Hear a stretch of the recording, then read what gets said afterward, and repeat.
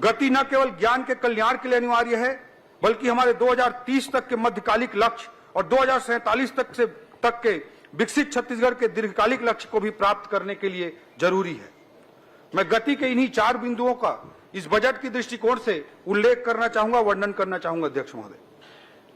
अध्यक्ष महोदय, सुशासन से तीव्र आर्थिक विकास को पिछले बजट में मैंने 10 आधारभूत रणनीतिक स्तंभों के रूप में रखा था।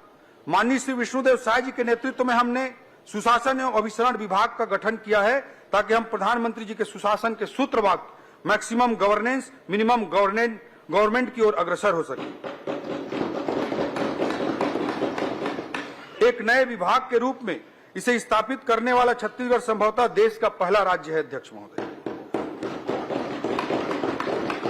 लाल फीताशाही को खत्म करने के लिए हम ई ऑफिस प्रणाली अपना रहे हैं, ताकि ऑनलाइन तरीके से समय पर फाइलों का निपटारा हो, विलंब की जिम्मेदारी तय हो, भ्रष्टाचार की आशंका को भी कम किया जा सके।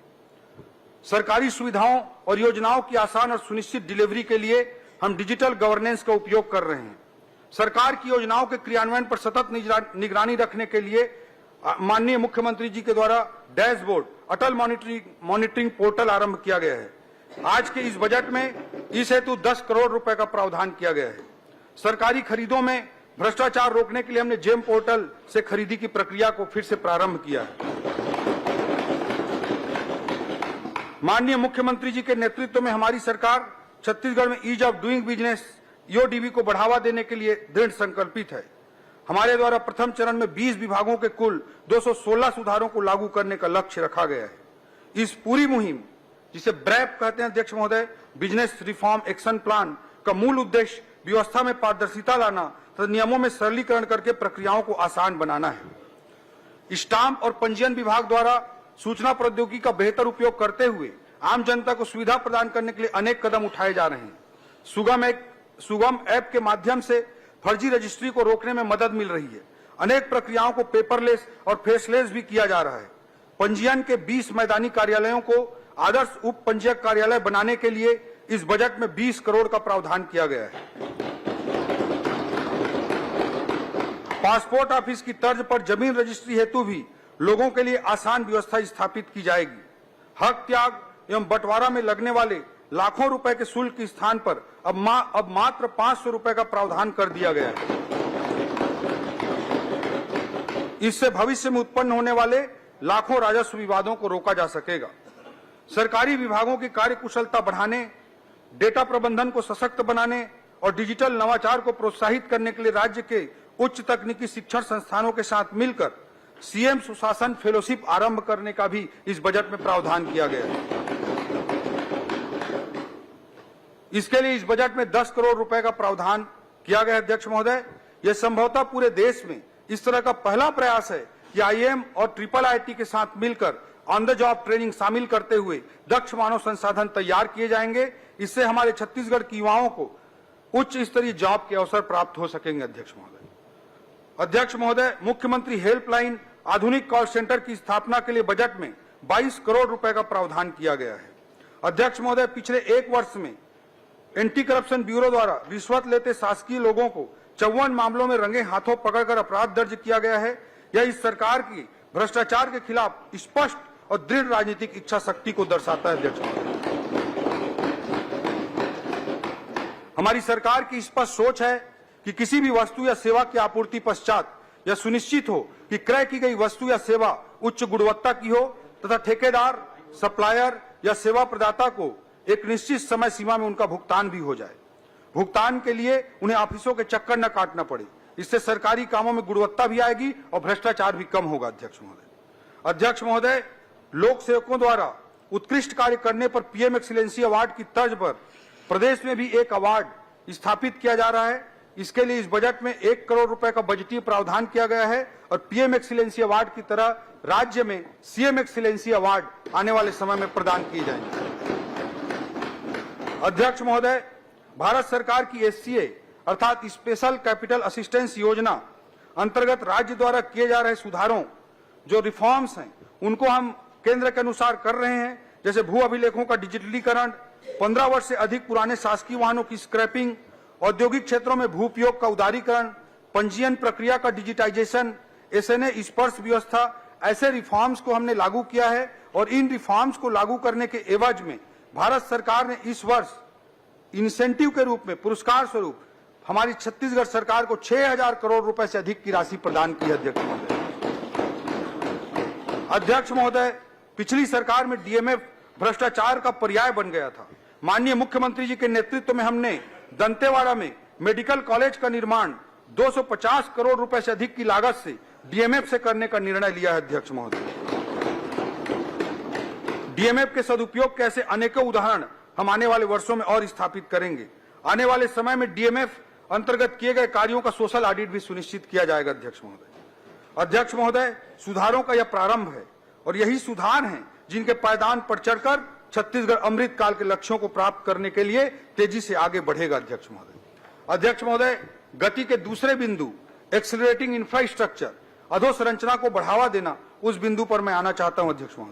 अध्यक्ष महोदय, अधिकाधिक पूंजीगत व्यय, मैक्सिमम कैपिटल एक्सपेंडिचर को भी मैंने अपने पिछले बजट में 10 में से एक आधार स्तंभ के रूप में उल्लेख किया था। पूर्व में मैंने आज हमारे राज्य के 25 वर्षों की उपलब्धियों का विस्तार से जिक्र किया है। छत्तीसगढ़ की उपलब्धियों का गौरवगान इस राज्य के निर्माता भारत रत्न श्रद्धेय अटल बिहारी वाजपेयी जी को स्मरण किए बिना अधूरा है। यह सुखद संयोग ही है कि इस वर्ष को हम अपने राज्य के रजत जयंती वर्ष के रूप में मना रहे हैं। वहीं यह वर्ष अटल जी का जन्म शताब्दी वर्ष भी है। पिछली सरकार के द्वारा पैदा किए गए भरोसे के संकट के खंडहर पर हमने फिर से नवनिर्माण का संकल्प लिया है। यह न केवल भरोसे के निर्माण का संकल्प है बल्कि छत्तीसगढ़ के निर्माण का भी संकल्प है। हमने इसलिए छत्तीसगढ़ में इस वर्ष को अटल निर्माण वर्ष के रूप में मनाने का निर्णय हमारे मुख्यमंत्री जी के नेतृत्व में लिया है। यह निर्माण इंफ्रा का निर्माण तो होगा ही, इस निर्माण का आशय सभी क्षेत्रों में नए अवसरों का भी नवनिर्माण है। अध्यक्ष महोदय, हमारी सरकार के पहले बजट में हमने पूंजीगत व्यय के लिए 22,300 करोड़ रुपए का प्रावधान किया था। इस क्रम को आगे बढ़ाते हुए इस बजट में रिकॉर्ड पूंजीगत व्यय के लिए 18% की रिकॉर्ड वृद्धि हमने की है और अब पूंजीगत व्यय 26,341 करोड़ रुपए का प्रावधान इस बजट में किया गया। यह कुल बजट का 16% हिस्सा है और पिछले वर्ष की तुलना में 18% अधिक है। पूंजीगत व्यय किसी भी अर्थव्यवस्था की रीढ़ होती है और शास्त्रियों का मानना है कि 1 रुपए के पूंजीगत व्यय से अर्थव्यवस्था में दीर्घकालिक रूप से 4 रुपए से अधिक का आर्थिक प्रभाव पड़ता है। पूंजीगत व्यय में वृद्धि के प्रयासों के फलस्वरूप भारत सरकार ने एससीए में जो हमको राशि दी है, केवल कैपिटल एक्सपेंडिचर में वृद्धि के कारण भारत सरकार ने इंसेंटिव के रूप में छत्तीसगढ़ को 1,051 करोड़ रुपए प्रोत्साहन स्वरूप प्रदान किए हैं। अध्यक्ष महोदय, मैं बताना चाहूंगा कि विगत कई वर्षों से सब इंजीनियरों की भर्ती नहीं होने के कारण सभी निर्माण विभागों जैसे पीडब्ल्यूडी, पीएचई, जल संसाधन आदि में इंजीनियरों की भारी कमी है।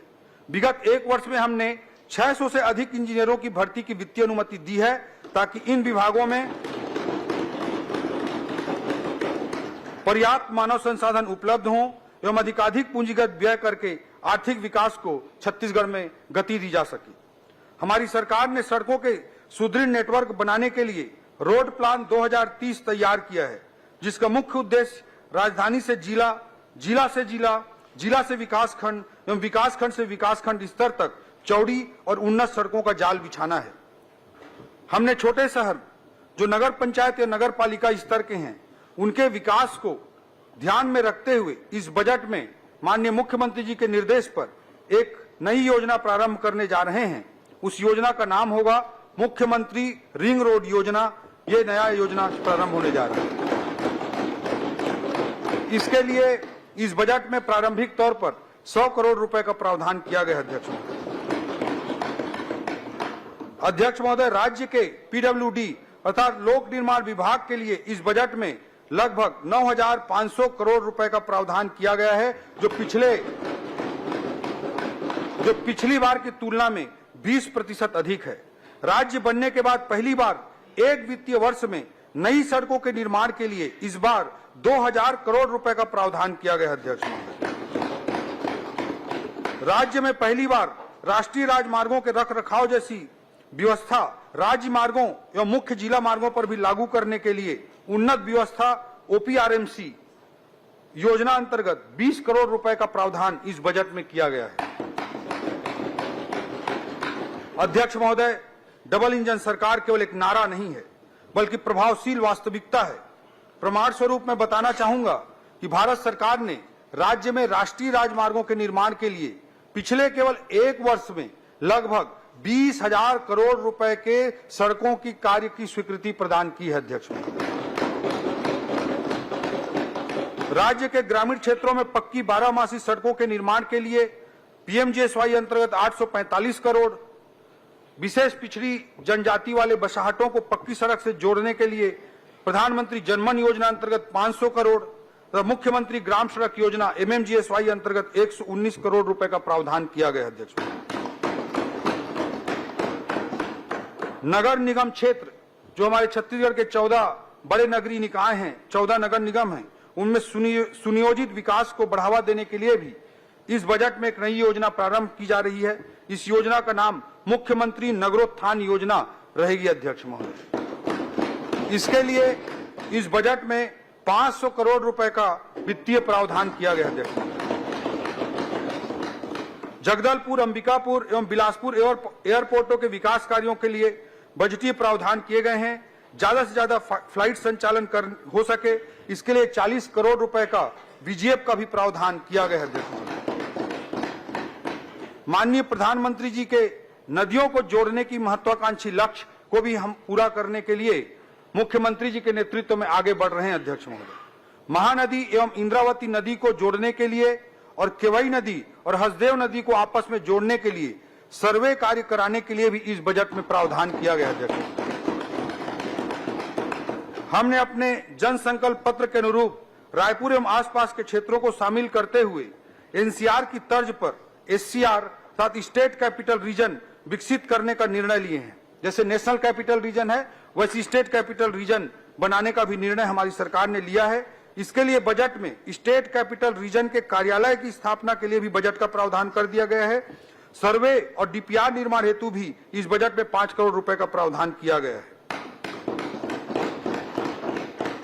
आज बड़े शहरों की जरूरत मेट्रो, मिनी मेट्रो के रूप में सामने आ रही है। अध्यक्ष महोदय, इस बात को ध्यान में रखते हुए, भविष्य की जरूरतों को ध्यान में रखते हुए रायपुर से दुर्ग तक मेट्रो रेल सुविधा के सर्वे का कार्य भी इस बजट में प्रावधानित है। 5 करोड़ रुपए का प्रावधान किया जाएगा।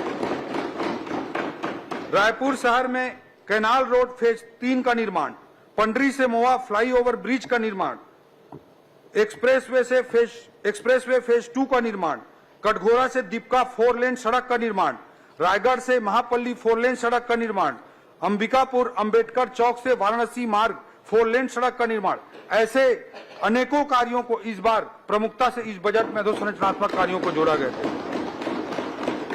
पेयजल व्यवस्था हेतु भी जल जीवन मिशन योजना अंतर्गत 4,500 करोड़ रुपए का बजटीय प्रावधान इस बार किया गया है।